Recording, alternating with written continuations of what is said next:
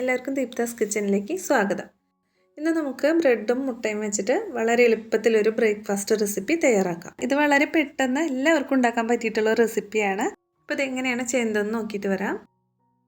ഇതിന് വേണ്ടിയിട്ട് ഞാനിവിടെ 7 പീസ് ബ്രെഡാണ് എടുത്തിട്ടുള്ളത്. ബ്രെഡ് നമുക്ക് മീഡിയം ഫ്ലെയിമിൽ വെച്ചിട്ട് രണ്ട് സൈഡും നന്നായിട്ടൊന്ന് ക്രിസ്പി ആകുന്ന രീതിയിലൊന്ന് ചൂടാക്കിയെടുക്കാം. ഞാനിതൊരു 3 പേർക്ക് കഴിക്കുന്ന രീതിയിലാണ് ഇതിലെ ഇൻഗ്രീഡിയൻസ് എല്ലാം എടുത്തിട്ടുള്ളത്. അപ്പോൾ നിങ്ങൾക്ക് കുറച്ച് കൂടുതലായിട്ട് വേണമെന്നുണ്ടെങ്കിൽ എല്ലാ ഇൻഗ്രീഡിയൻസും കുറച്ച് കൂടുതലായിട്ട് എടുത്താൽ മതി. ഈ ഒരു കളർ വരുന്ന രീതിയിലൊന്ന് ചൂടാക്കിയെടുത്താൽ മതി. അപ്പോൾ 7 പീസ് ബ്രെഡ് ഞാനിവിടെ കുറച്ചൊന്ന് ക്രിസ്പി ആകുന്ന രീതിയിൽ ചൂടാക്കിയെടുത്തിട്ടുണ്ട്. ഇനി ഒരു പാനിലേക്ക് 2 ടേബിൾ സ്പൂൺ വെളിച്ചെണ്ണ ഒഴിച്ച് കൊടുക്കാം. വെളിച്ചെണ്ണ അല്ലെങ്കിൽ നിങ്ങൾ ഉപയോഗിക്കുന്ന ഏത് ഓയിൽ വേണമെങ്കിലും ഒഴിച്ച് കൊടുക്കാം കേട്ടോ. വെളിച്ചെണ്ണയിലാകുമ്പോൾ കുറച്ചും കൂടി ഒന്ന് ടേസ്റ്റി ആയിരിക്കും. ഇനി ഇതിലേക്ക് വേണ്ടത് 3 മീഡിയം സൈസിലുള്ള സബോളയാണ്. അപ്പോൾ അത് നന്നായിട്ട് നല്ല ചെറുതായിട്ട് കട്ട് ചെയ്തെടുത്തിട്ടുള്ളതാണ്. ഇതിലേക്ക് ഇട്ട് കൊടുക്കാം.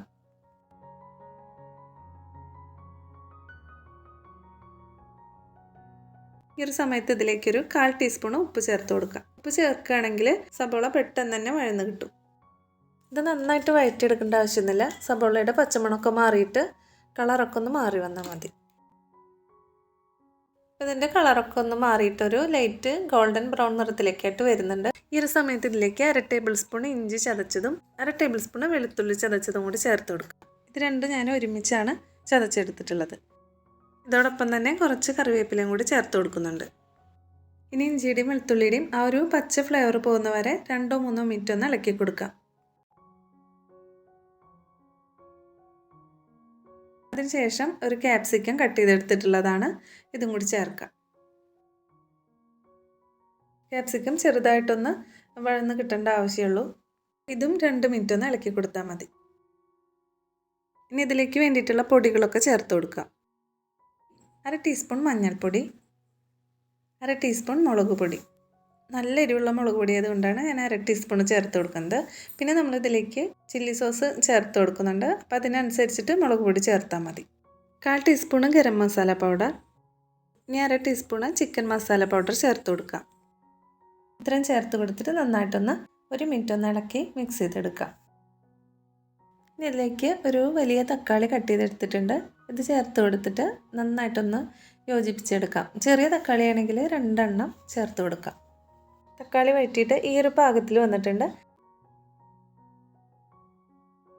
1 ടേബിൾ സ്പൂൺ ചില്ലി സോസും 2 ടേബിൾ സ്പൂൺ ടൊമാറ്റോ സോസും മിക്സ് ചെയ്തെടുത്തിട്ടുള്ളതാണ് കേട്ടോ. ഇതും കൂടി ഇതിലേക്ക് ചേർക്കാം.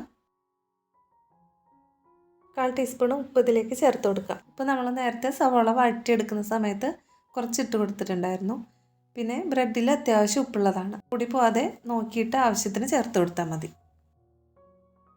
ഇതെല്ലാം ഒരു വശത്തേക്ക് മാറ്റി വെച്ചിട്ട് ഈ സൈഡിലായിട്ട് കുറച്ച് വെളിച്ചെണ്ണ ഒഴിച്ച് കൊടുക്കുന്നുണ്ട്. 2 കോഴിമുട്ട, കുറച്ച് കുരുമുളക് പൊടിയും കുറച്ച് ഉപ്പും ചേർത്തിട്ട് ഞാനൊന്ന് മിക്സ് ചെയ്ത് വെച്ചിട്ടുണ്ടായിരുന്നു. ഈ മുട്ടയുടെ മിക്സ് നമുക്ക് ഇതിലേക്ക് ഒഴിച്ച് കൊടുത്തിട്ട് വലിയ പീസുകളായിട്ട് കിട്ടുന്ന രീതിയിലൊന്ന് സ്ക്രാമ്പിൾ ചെയ്തെടുക്കാം.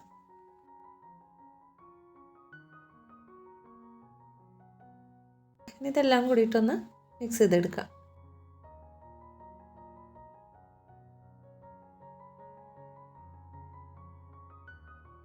ഇനി ബ്രെഡ് ഇതിലേക്ക് ചേർത്ത് കൊടുത്തിട്ട് എല്ലാം കൂടിയിട്ട് മസാലയൊക്കെ ബ്രെഡിൽ എല്ലാം എടുത്താവുന്ന രീതിയിൽ നന്നായിട്ടൊന്ന് മിക്സ് ചെയ്തെടുക്കാം.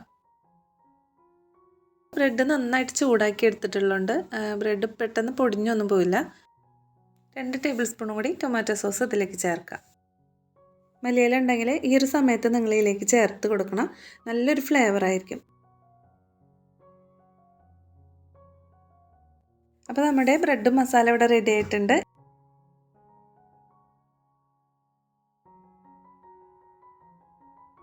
ഈ ഒരു വീഡിയോ ഇഷ്ടപ്പെടുകയാണെങ്കിൽ എല്ലാവരും ഒന്ന് ലൈക്ക് ചെയ്യാനും സബ്സ്ക്രൈബ് ചെയ്യാനും മറക്കരുത്.